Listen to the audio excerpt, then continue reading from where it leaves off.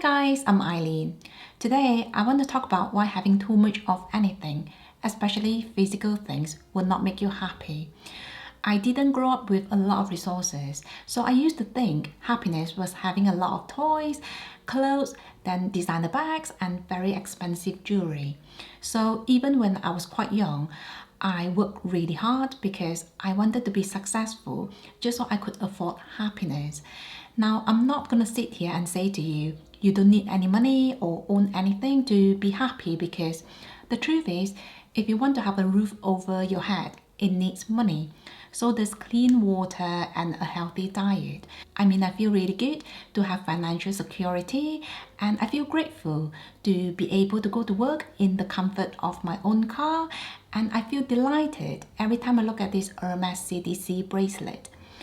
Ironically though, when I used to have a small collection of luxury bracelets, including the Cartier Love bracelet and the Cartier Just On Clue bracelet, I didn't feel happier. If anything, I felt guilty and even a bit anxious about having so many pieces that I wasn't even using. Now that I only have this one bracelet, I actually feel lighter and I'm able to appreciate it more. So I can certainly attest to the statement that less is more. And today I want to dive into the different categories of shopping and talk about why excessiveness is a burden, not happiness. First of all, let's talk about skincare. I have a history of acne, so I work really hard to look after my skin now. But when it comes to skincare, I really believe less is more. In the past, I used to buy a lot of expensive skincare products, thinking the more expensive they were, the better they would work for my skin. I also had the mentality that the more products I put on my face, the more radiant and glowy my skin would look. So I started piling on layers and layers of serums and moisturizers on my face. And after a while, I started getting clogged pores and regular breakouts, especially because a lot of the products I was using were quite heavy. Now that my skincare routine is a lot simpler, my skin is actually doing so much better. So basically, I make sure to double cleanse, then use a toner, then a serum, followed by a moisturizer. Something else I never skip is sunscreen because sun protection is a major part of healthy skincare. Apart from not burdening your skin with excessive products, I think it's also really important to not buy in excess because these products will expire. I used to stock up a lot during sale seasons, but I don't do that anymore because if you're not careful, it can actually turn out to be a waste of money.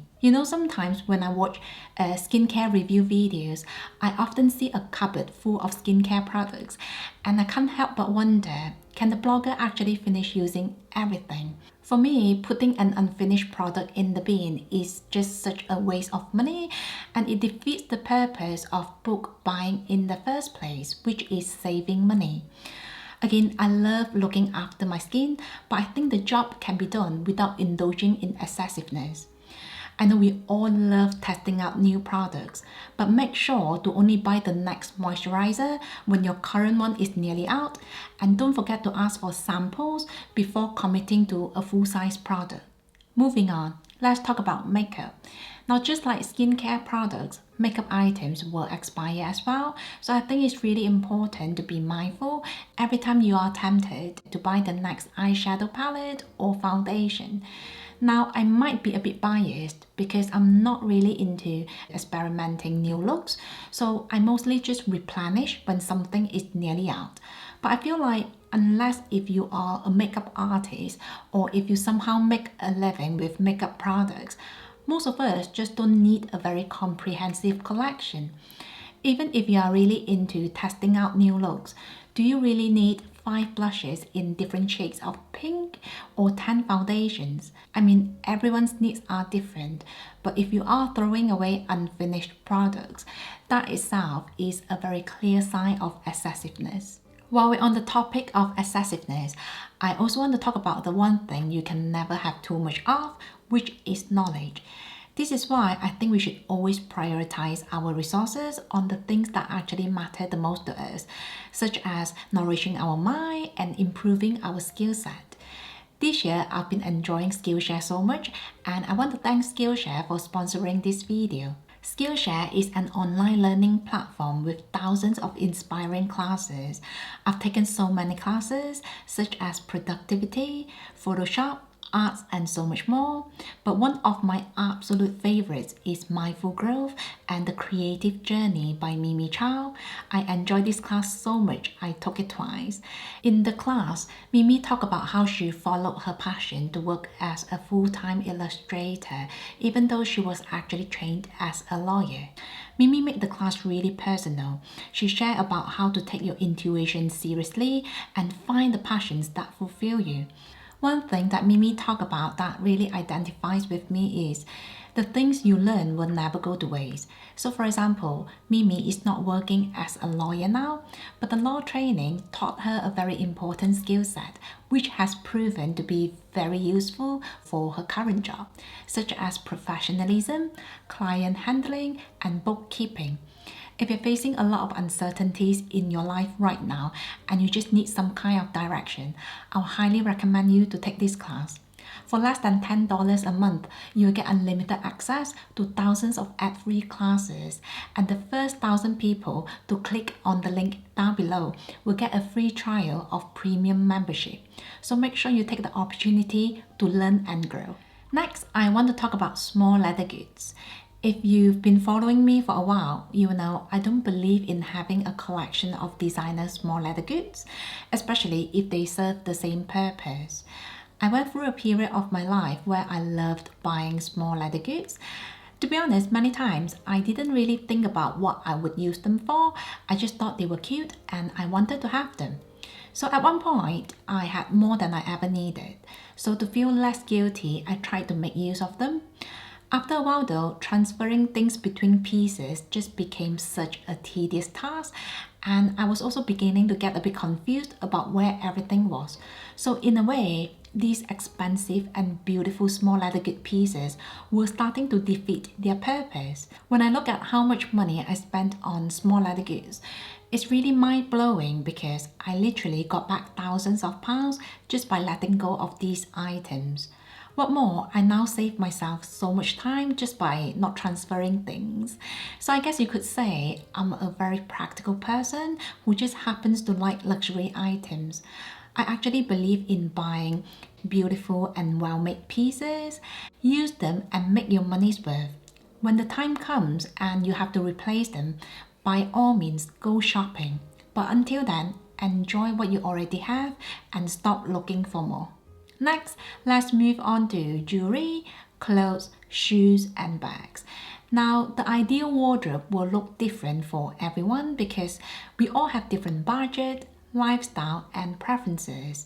So for example, if you really love designer bags but you don't feel the same for shoes, it's quite likely you'll have a bigger bag collection than footwear. But as long as that works for you, that's what matters. Similarly, if you have a 9-to-5 job where you have to wear uniforms, a more modest wardrobe should work just fine for you. On the other hand, people like the fashion bloggers will have to do a lot of styling and accessorizing on a daily basis, so it's quite understandable for them to have a much bigger collection. For me anyway, a collection is just right if everything is getting used quite a bit and nothing is getting left in the corner of your closet collecting dust. Although the last 12 months have been a bit different for most of us. Anyway, I like to review and curate my wardrobe now and again, and I recommend everyone to do the same. If you notice you have more than you will ever use, consider letting the excess go and at the same time slow down on buying more.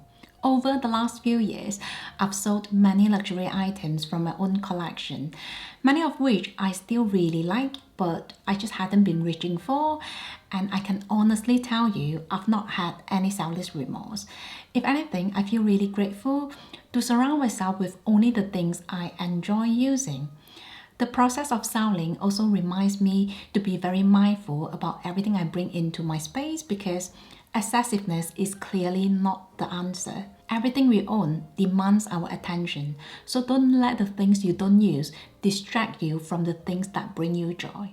So those are my thoughts and some examples about why having too much in terms of physical possessions will not do any favor for your health, well-being, happiness, and even bank account. I feel like the perception that more is better probably has something to do with how we are trained by society to use expensive badges to portray our social status, because these things are very visual. You either have it or you don't. So, for example, if you live in a massive mansion, it often gets translated into you must be doing very well in life, and if you drive a big fancy car, you must have some fancy job title. I mean, these are the very common social judgment. On the other hand, no one knows if you're financially secured, if you don't have any mortgages or debt, or if you've traveled the world, because these things are not as visual. So I guess I just want to say, don't focus too much on how other people might see you, because this is your life. So you get to choose what makes you happy and how to spend your money. Don't let anyone pressurize you into accumulating things just to prove your worth. So that's it from me. Thank you so much for watching, and don't forget to share, like, and subscribe. I will see you in my next one. Have a nice day.